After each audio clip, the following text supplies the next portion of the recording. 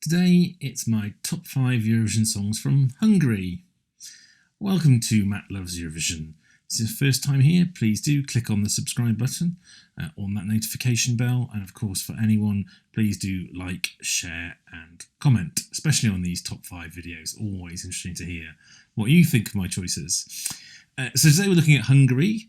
Now they've been in the contest since 1994. They were one of the kind of wave of sort of new countries, Eastern European countries that came in around the mid-1990s. And actually 1994 was their best ever result to date when they finished 4th.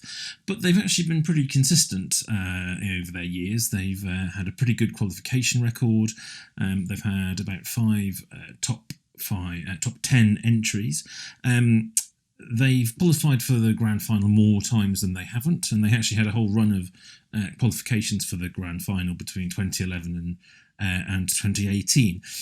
Yet to crack the top 3 and properly challenge for the win, but I think they've got a good set. They've got a good set of results, kind of under their belt, and I think there's quite a lot of quality and choice and depth. So it's bit of a challenge to choosing exactly which songs would go in my top 5, and particularly for my number 5, there was at least 5 or 6 songs that probably could have made my number 5, but in the end I've plumped for Magdi, Russia and Unsubstantial Blues.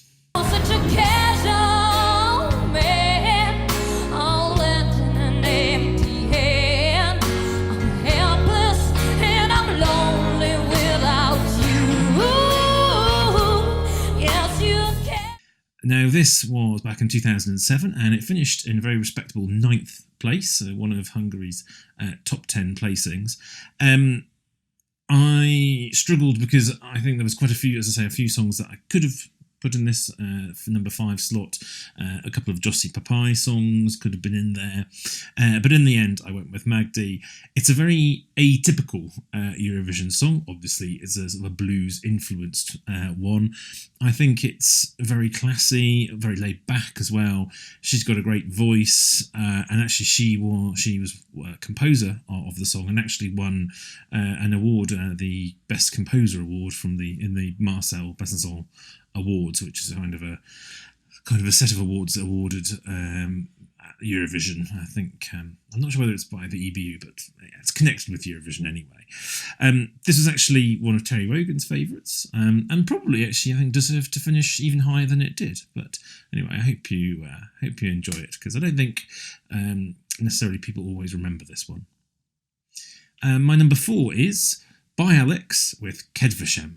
Mert nekem nincs most más, csak a kedvesem, az én kedvesem, ő bárhol jár, az úgy jó nekem, az úgy jó nekem, mert mindig rám talál. Now this was in 2013, finished in 10th place. Really sweet, gentle sort of indie pop song. I will confess it's all in Hungarian, so I don't particularly know what the song is about, but it's very, very pleasant, very sweet, and I think it actually took a lot of people by surprise in how it finished as well. Really quite a high placing, which I was quite pleased to see. And yeah, it's good to see a kind of a foreign language, something in its native language doing so well. My number 3 is Freddie and Pioneer.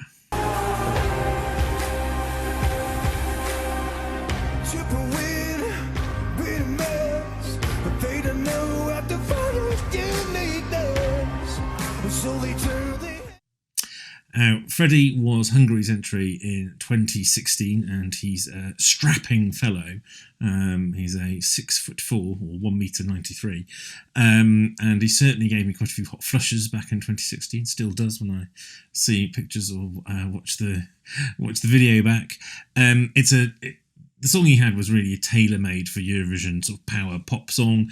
Perhaps it was a little too tailor-made. It finished 19th, which is not a bad placing, but I think perhaps lower than much might have expected. But maintained sort of Hungary's consistent record. He's kind of gone on to stay fairly connected with the contest. He's been a co-presenter of Ádál, which is Hungary's national selection in the past couple of years. Don't know whether we'll see him back at Eurovision. I'm sure people wouldn't complain if we did. So my runners-up slot is Catty Wolf, What About My Dreams? What about my life? What about my dreams? What about how I feel? What about my needs? Oh, Catty's a great favourite of both myself and also my friend Zoltán, who is Hungarian and actually seems to know her quite well. This was back in 2011. It's a big Euro dance, Eurovision sort of classic dance pop song.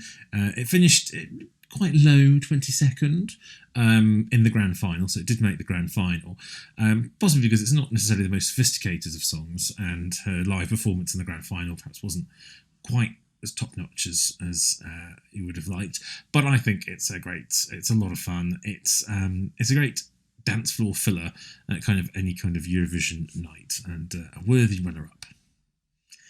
And finally, my number one is Anders, Kállay-Saunders and Running.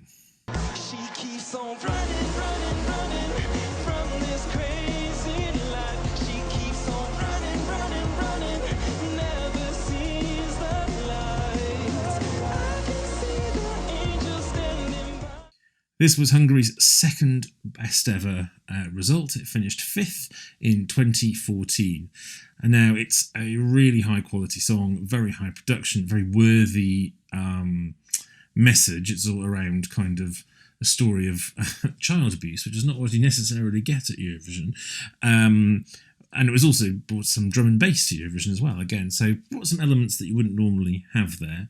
Anders Kállay-Saunders is of American, well, he was born in America, he has a Hungarian mother, but actually his father was a musician and actually had a musical partnership with Lou Reed, so quite a sort of a heritage there. He's gone on to try and represent Hungary again, but not yet successfully done so. I think it would be great to see him back at the contest, because this really was a very, very high quality song and deservedly did very, very well. And obviously not, and he's fairly easy on the eye as well, so that's always a bonus. So that's my top 5 of Hungary, but I'll be really interested to hear whether you think I've missed anyone out. Should I put 1994 entry in? Should I put Jossi Papai in? Do let me know in the comments. And we'll see you again soon on Matt Loves Eurovision.